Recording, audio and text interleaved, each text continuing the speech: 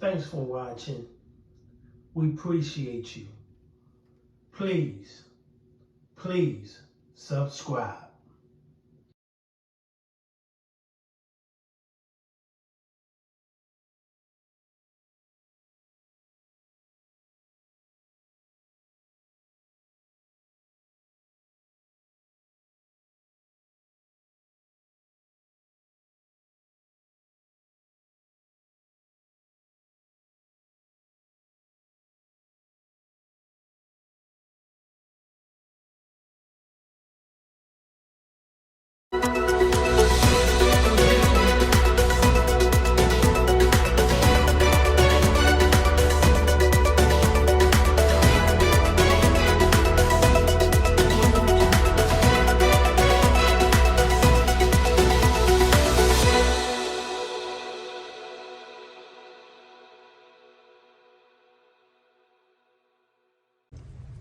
Whose lives have been shattered and who need and deserve our collective prayers.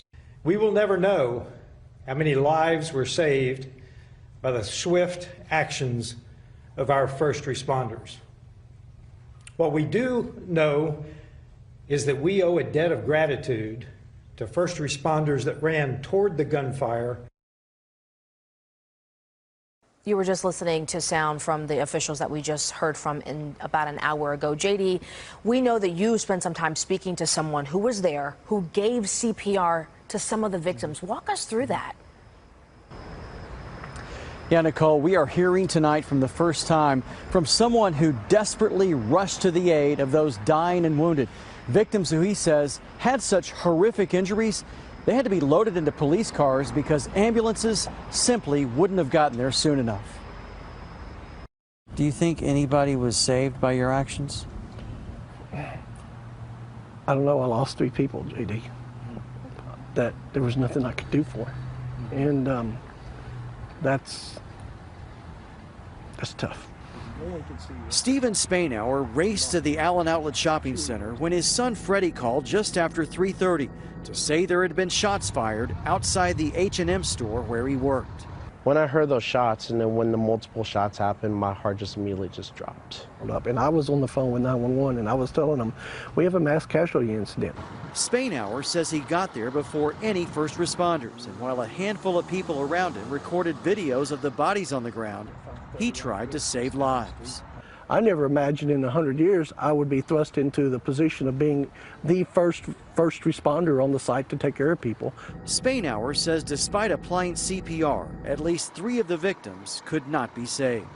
The first girl I walked up to was crouched down, covering her head in the bushes, so I felt for her pulse, pulled her head to the side, and she had no face. But Spainhour says he found a child that survived, while covered by his protective mother who died. And so when I rolled the mother over, he came out, and I asked him, are you okay? And he said, you know, my mom is hurt, my mom's hurt.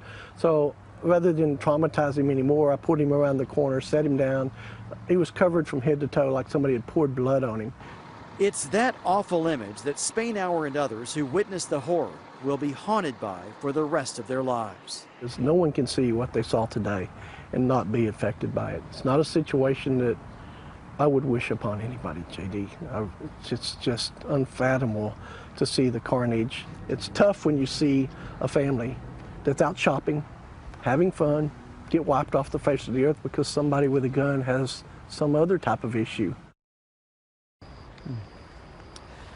And Spainhour's son says that 2 other people who were customers inside that H&M store were also wounded. Spainhour says that he personally saw at least 7 people who were wounded or were killed.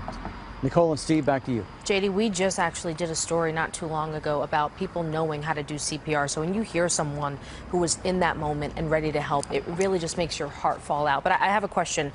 Anybody there who you talked to who say they were feeling like they were having a hard time getting a response for police and and fire officials, what exactly are they telling you about that tonight? Well, Stephen Spanauer, who was obviously the first person on the scene as a first aid emergency responder, a civilian, he says it took him about 6 minutes to get there after his son called. Then he says it took another 5 or 6 minutes for emergency crews to get there. So that was more than 10 minutes. We certainly don't know exactly how long it took, or we'll hopefully get that information, but they feel like it took quite a bit of time before they saw any paramedics on the scene there, and that's why police obviously had to load those patients into police cars.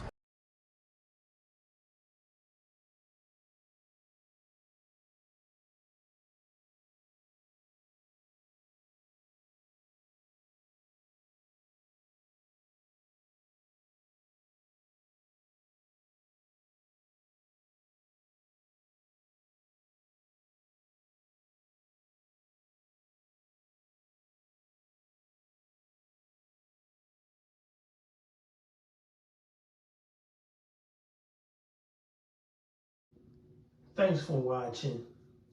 We appreciate you. Please subscribe.